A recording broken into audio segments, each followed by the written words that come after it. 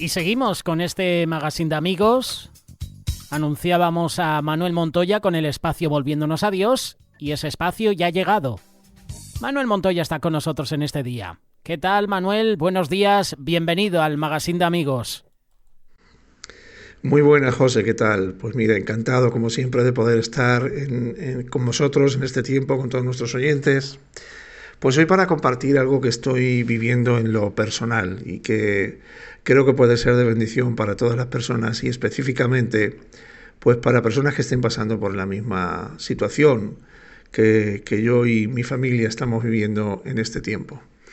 Así que comenzaré contándoos que, bueno, pues hace unos meses, poco antes de Navidad de este año, esta última Navidad que hemos vivido, en una revisión médica rutinaria, que es como suele ocurrir casi siempre en estos casos, me localizaron y me diagnosticaron un tumor renal que además estaba en una situación muy avanzada. Estaba en un estadio 4, que es el máximo que hay en este tipo de tumores, y además había pues unas metástasis pues hacia los pulmones, el peritoneo y también hacia la columna.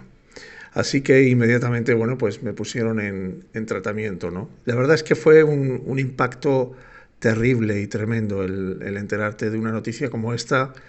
Es un impacto terrible, tremendo, que cambia completamente tu vida y en el que, bueno, pues en tu interior comienzan a ocurrir muchas cosas, ¿no? Porque cuando miras a una posible muerte cara a cara, y estando en esa situación, pues miras atrás a cómo has vivido y lo que has hecho.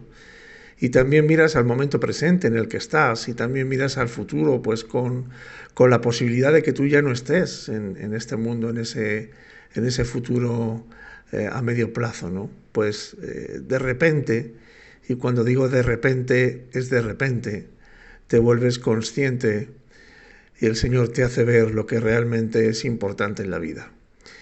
Y este punto es tanto para creyentes como para no creyentes.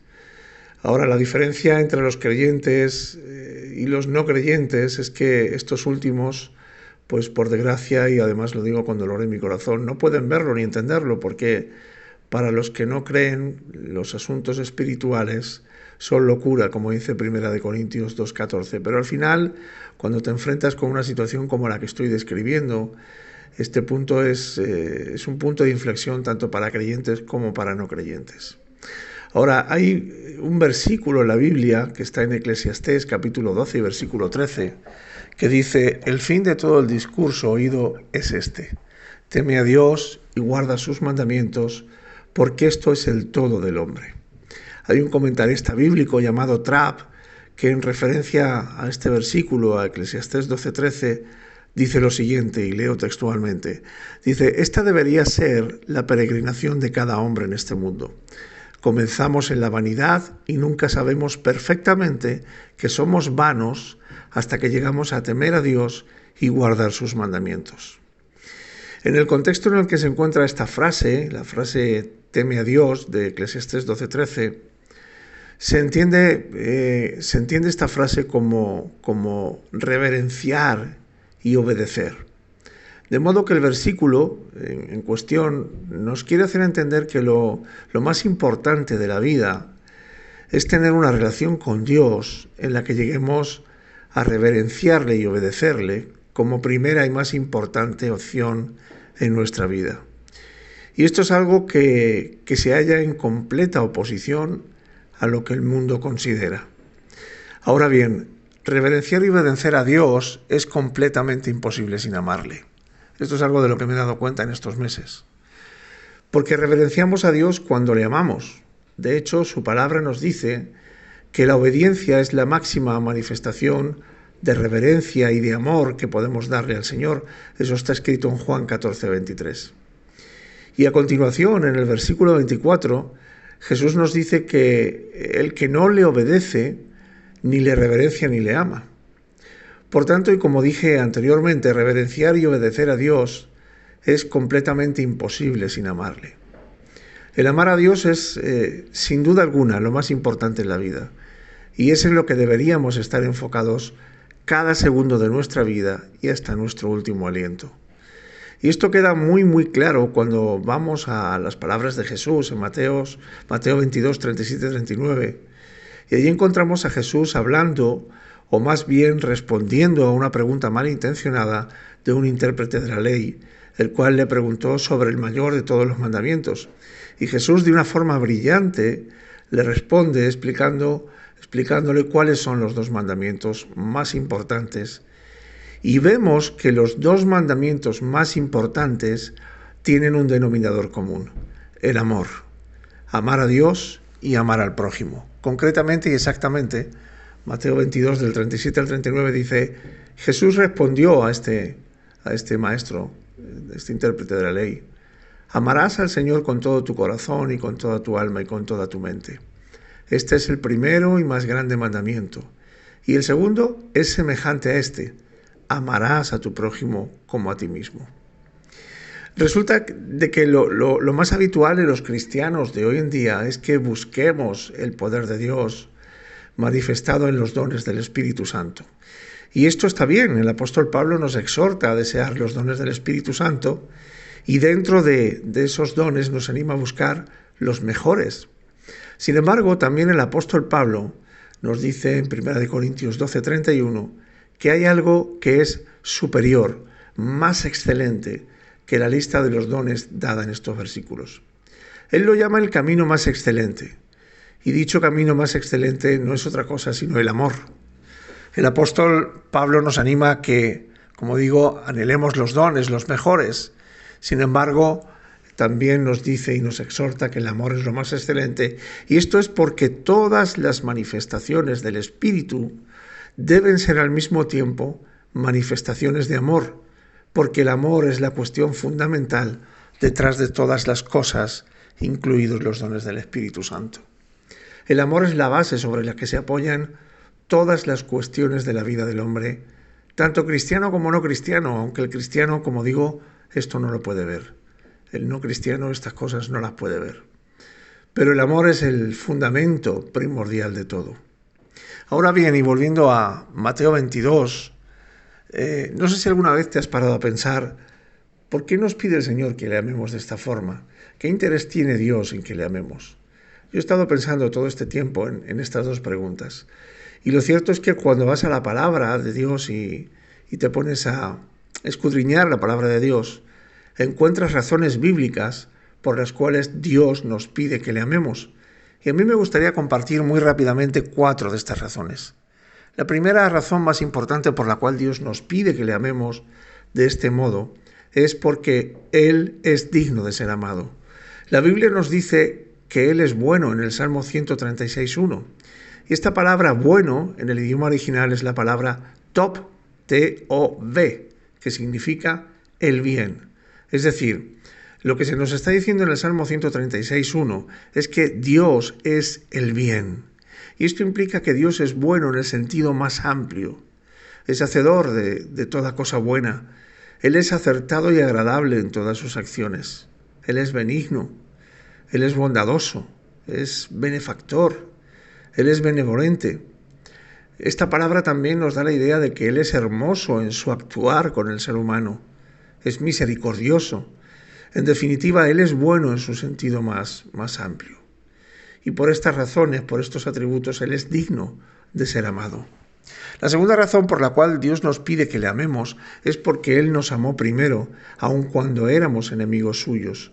Primera de Juan 4:19 dice: nosotros amamos porque Él nos amó primero. Y Efesios capítulo 2 y versículo 1 dice: y Él os dio vida a vosotros cuando estabais muertos en vuestros delitos y pecados.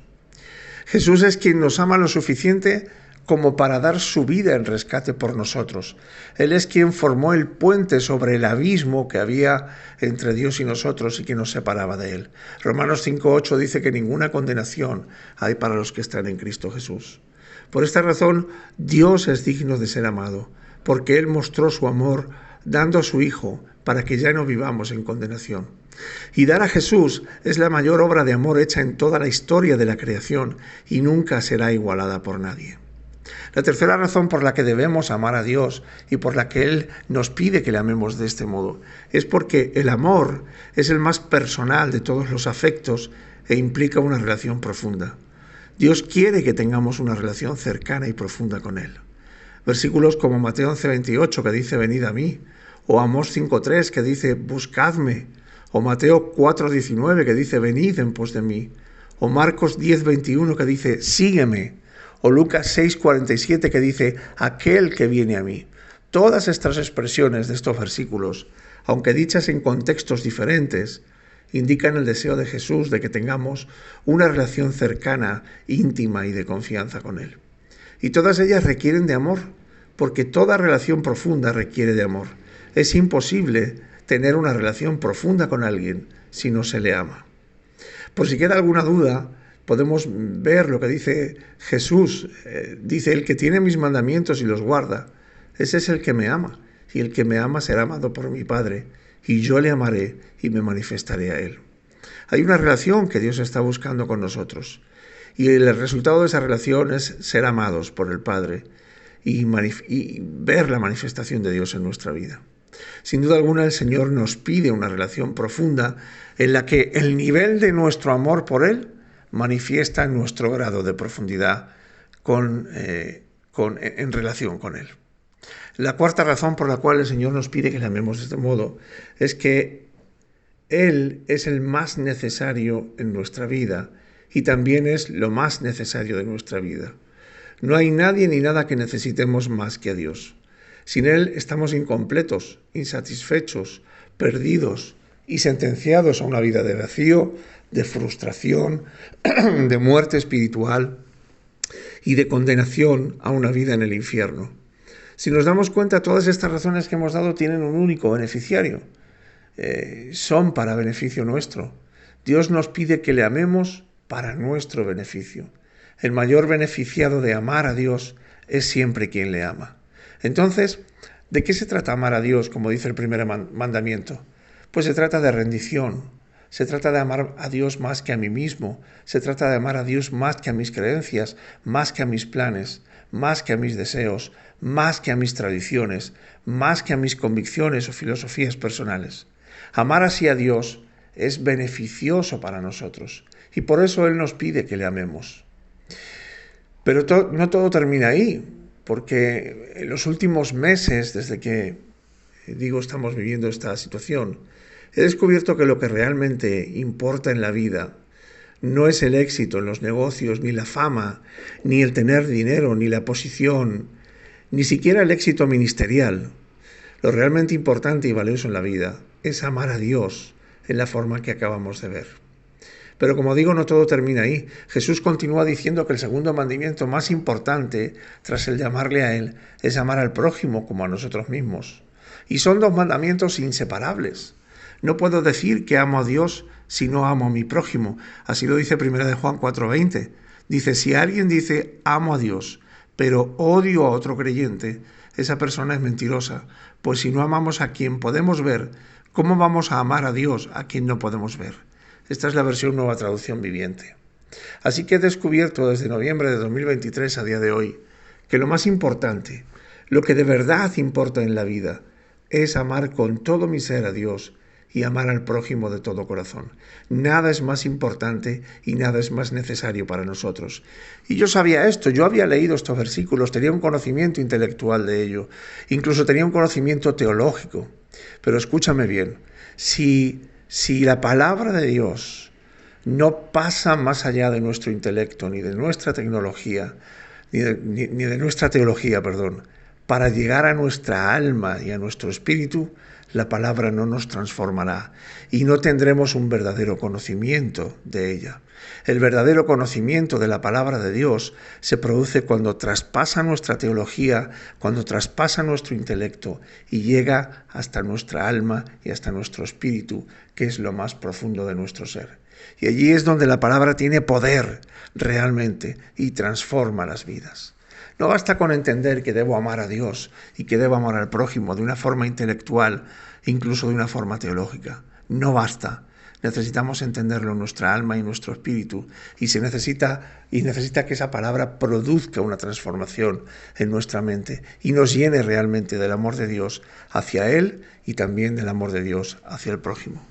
Termino con algunos versículos que me gustaría que señalases en tu Biblia si aún no lo has hecho. En 1 de Pedro 3:8 dice: en fin, vivan en armonía los unos con los otros, compartan penas y alegrías, practiquen el amor fraternal, sean compasivos y humildes. 1 de Corintios 10:24 dice que nadie busque sus propios intereses, sino los del prójimo. Y Gálatas 6:2 que dicen: ayudaos los unos a los otros a llevar vuestras cargas y así cumpliréis la ley de Cristo. Para terminar, enfócate en amar a Dios. Aprende a diario a amar a Dios y deleítate en amarle. No hay nadie más digno de tu amor que nuestro Señor Jesucristo. Enfócate en amar a tu hermano. Él necesita de tu amor y tú necesitas amarle, porque hay una bendición maravillosa en amar a nuestro prójimo, en amar a Dios y en recibir también amor de Dios y de nuestro prójimo. Así que esto es todo lo que quería compartiros hoy.